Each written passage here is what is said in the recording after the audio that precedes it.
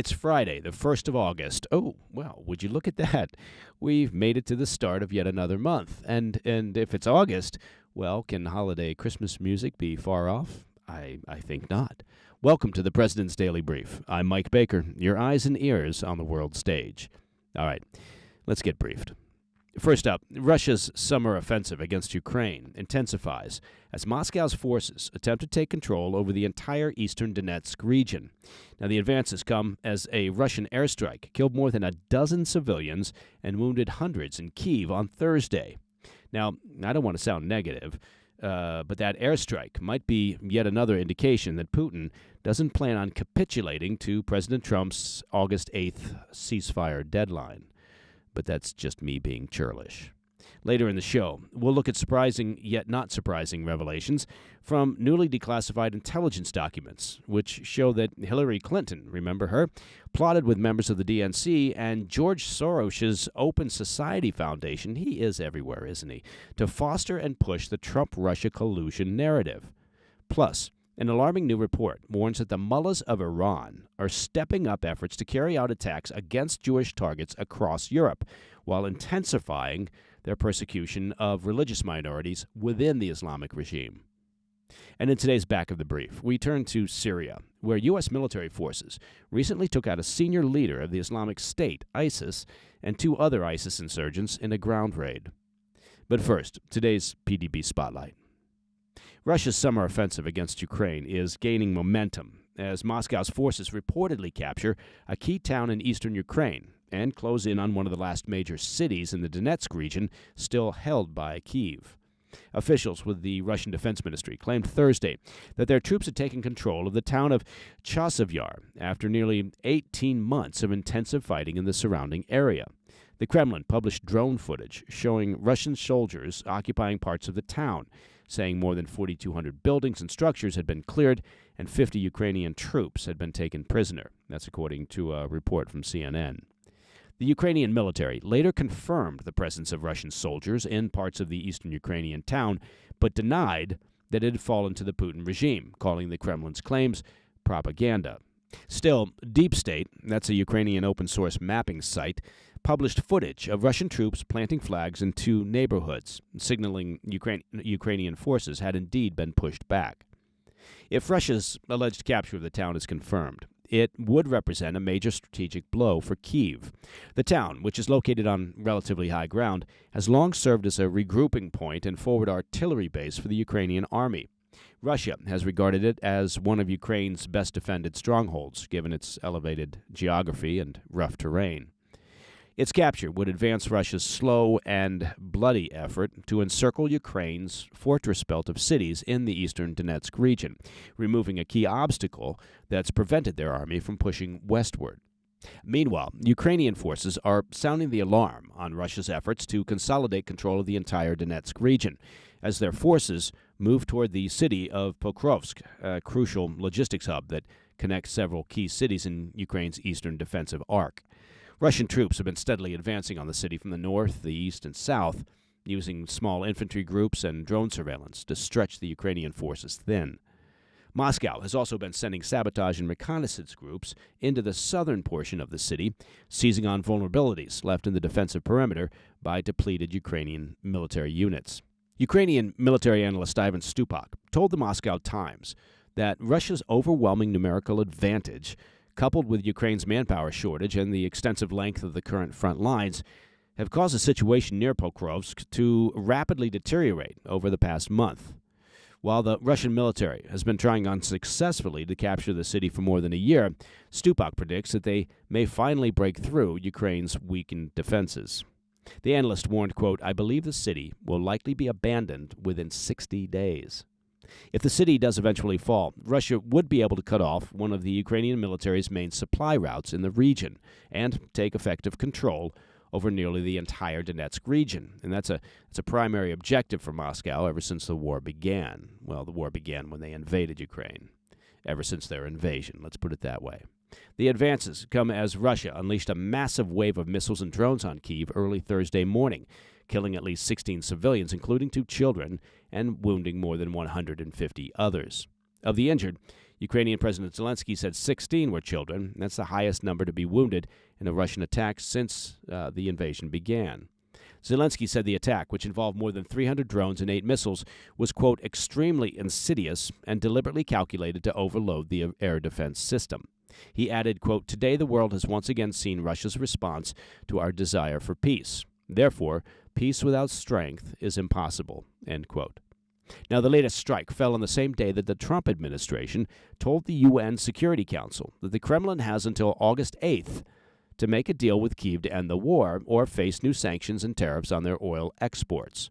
But earlier this week, Kremlin spokesman Dmitry Peskov dismissed Trump's threat of secondary tariffs on buyers of Russian oil, claiming Russia had developed immunity to sanctions after navigating around them in the years since the war began, or since they launched their invasion.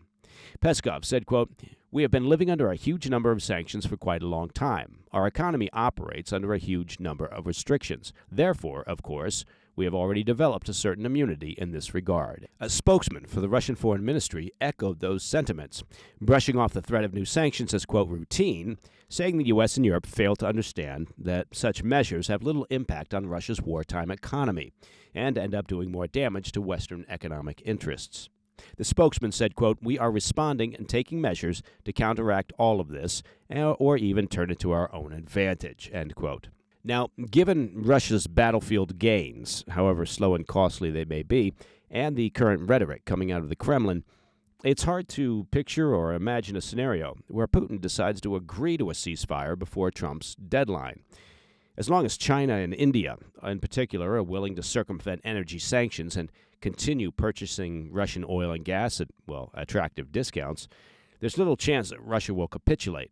If Trump does then place heavy tariffs on any nation doing business with the Kremlin, it comes down to how effectively those tariffs and additional sanctions can be enforced.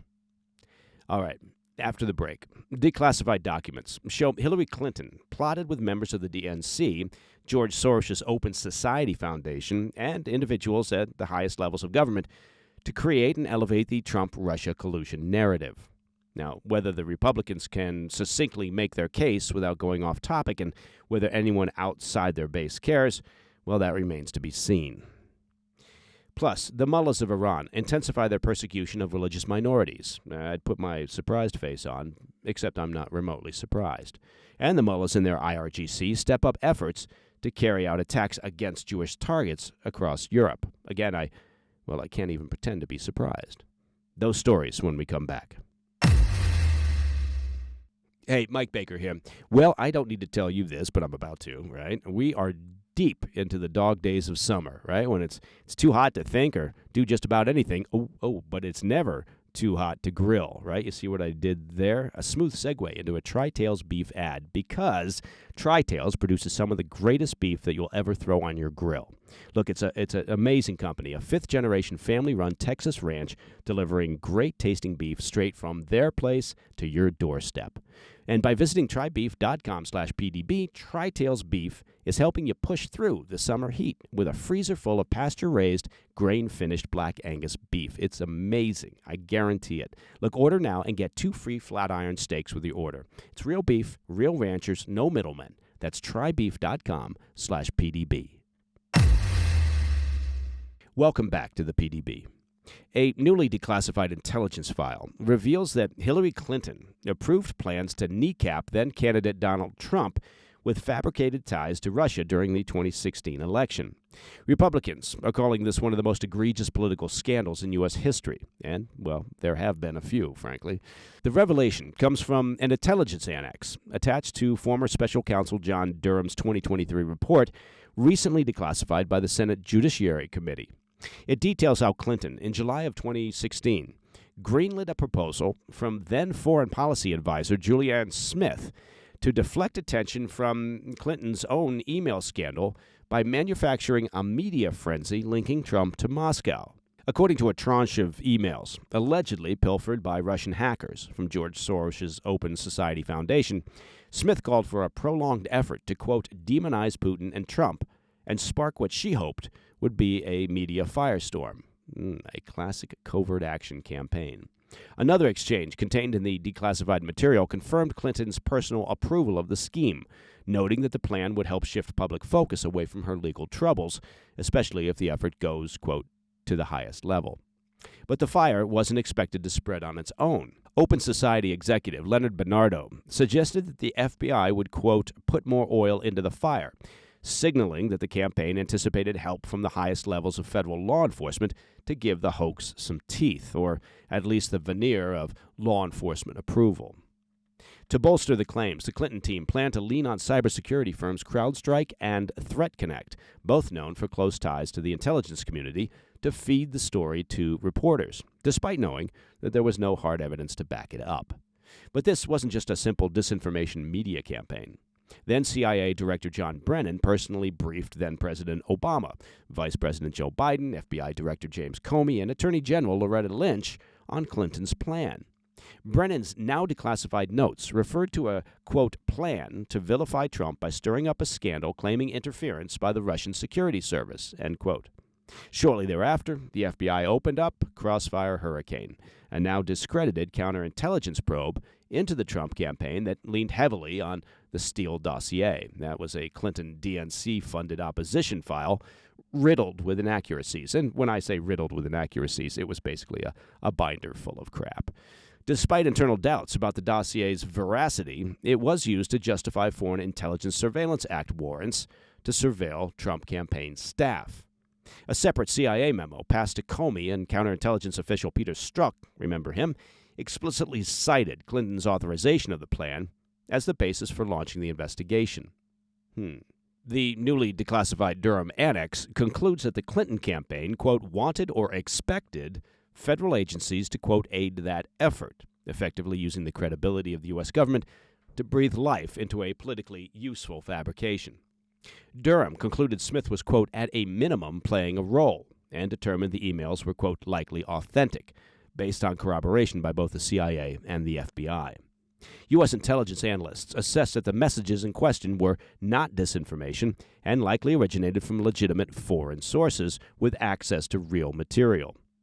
And the Obama administration, well, they don't escape unscathed. A separate January 2016 memo claimed President Obama pressured Comey via Lynch to quash the Clinton email investigation to safeguard his legacy. Another document described the use of, quote, administrative levers to insulate the Clinton Foundation from scrutiny. Committee Chairman Senator Chuck Grassley, who spearheaded the annex's release, said the FBI's failure to act on this intelligence shows that the Bureau had been politicized against Trump. He said, quote, these records were buried for years, adding, this is one of the biggest political scandals and cover-ups in American history. The annex's release was also coordinated by CIA Director John Ratcliffe, Attorney General Pam Bondi, FBI Director Kash Patel, and Director of National Intelligence Tulsi Gabbard. Now, Ratcliffe called the move a, quote, bold step forward in exposing a coordinated effort to cripple Trump's first term. Bondi vowed to support congressional action to hold those involved accountable, while Patel declared, quote, the American people deserve the full, unfiltered truth about the Russian collusion hoax and the political abuse of our justice system that it exposed, end quote. Now, I'm going to go out on a limb here with some predictions. Look, it's Washington, D.C., right? So there will be an investigation, and it will cost millions. And Democrats will cry foul and accuse the Republicans of wasting the taxpayers' time and money. The Republicans will have a hard time getting their point across succinctly because, well, they always have a messaging problem. And the average American will instinctively understand that something wrong happened and that there was a cover-up, but will lose interest when the next shiny object appears. And ultimately, well, nobody will be held accountable. Not even Adam Schiff. Now, Adam Schiff spent hours in front of TV cameras telling the American people that there was actual evidence of collusion between Russia and Trump, but he just couldn't share it with the American people because it was so sensitive. Now, of all the peddlers of collusion crap, Adam, well, he peddled the hardest. But again, no accountability. Okay, turning to Iran. The Islamic Republic is tightening its grip on religious minorities at home while accelerating a global campaign of antisemitism. According to a new report from the U.S. Commission on International Religious Freedom, or as the acronym goes, U.S. CERF, Tehran has intensified its campaign of antisemitism and religious persecution in the wake of its 12-day war with Israel and the U.S. back in June. The regime, the report claims, is ramping up arrests, executions, and intimidation, targeting Jews, Christians, Sunnis, and other non-Shia communities within Iran and across Europe.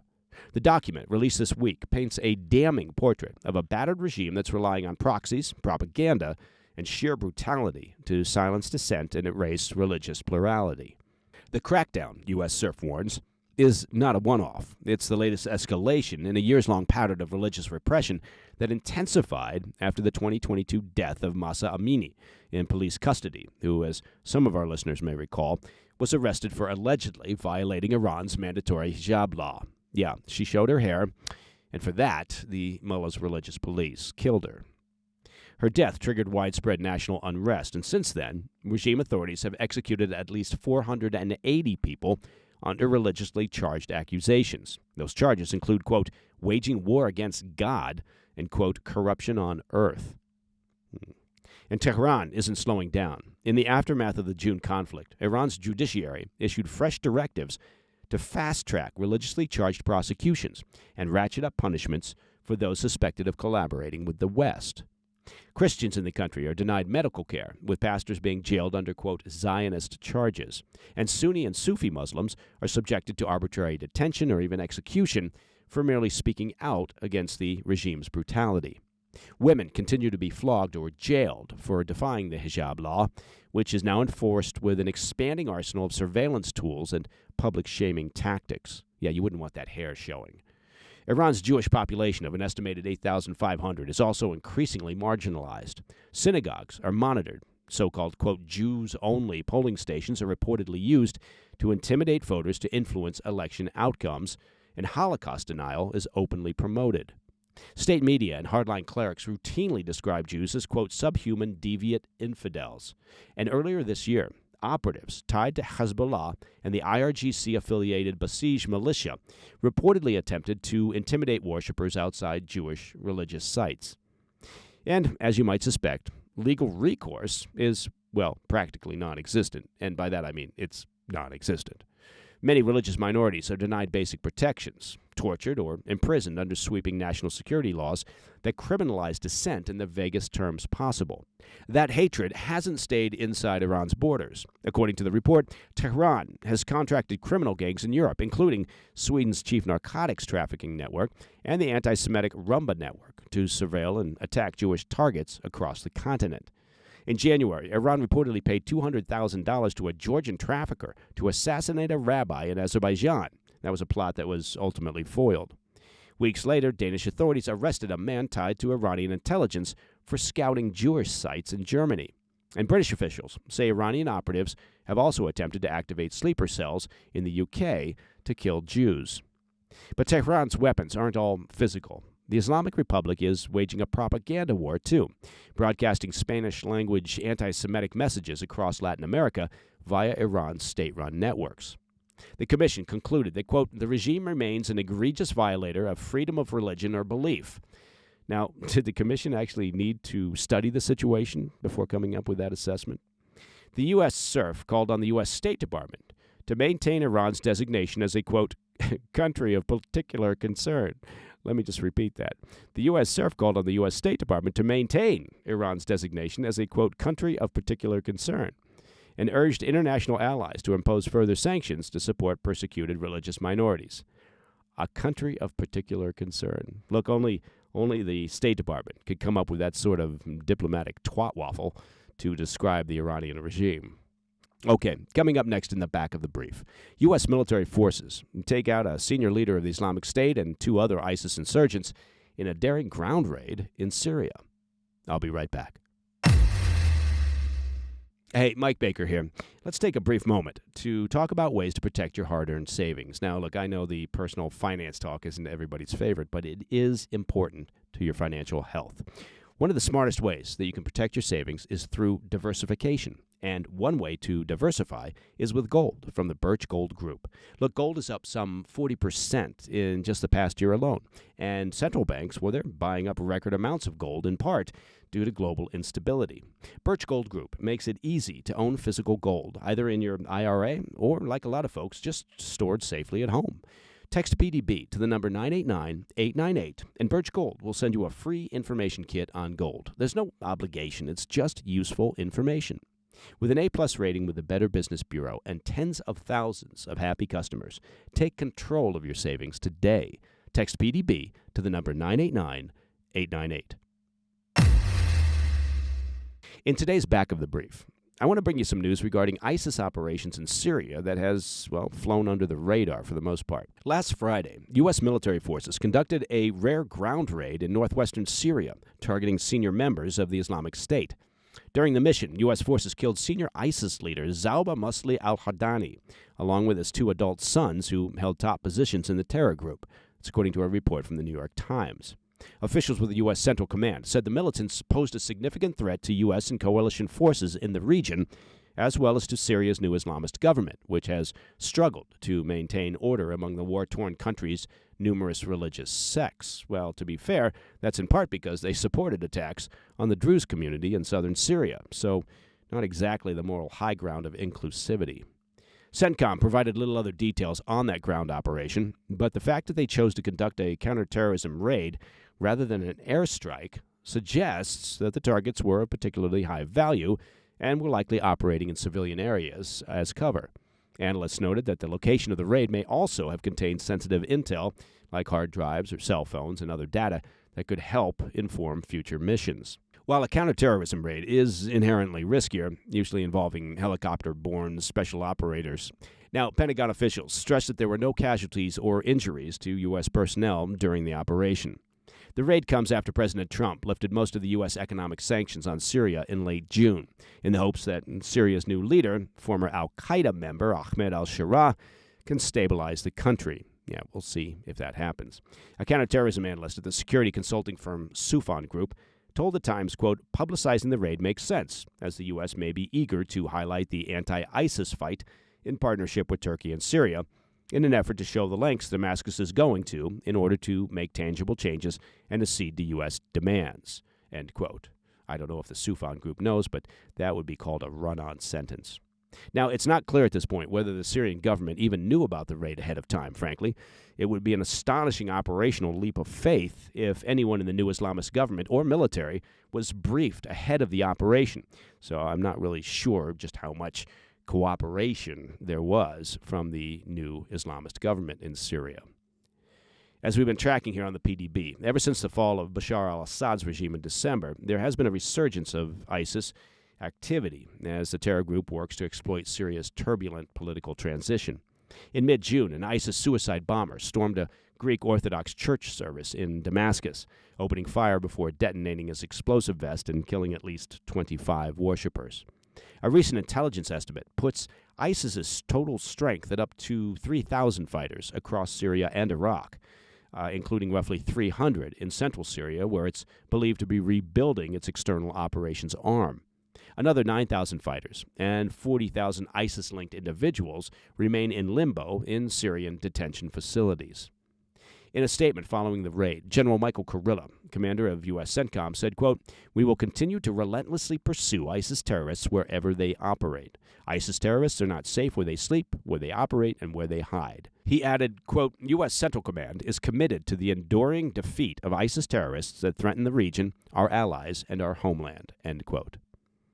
And that, my friends, is the President's Daily Brief for Friday, the 1st of August. Now, if you have any questions or comments, please reach out to me at pdb@thefirsttv.com.